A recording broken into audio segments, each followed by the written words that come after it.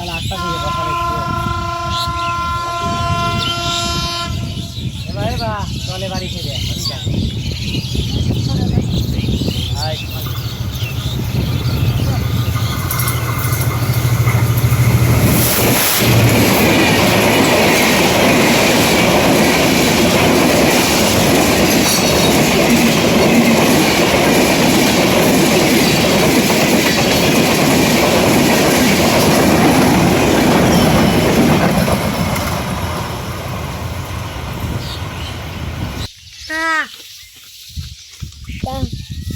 রাতের আবহাওয়াটা অনেক সুন্দর ছিল।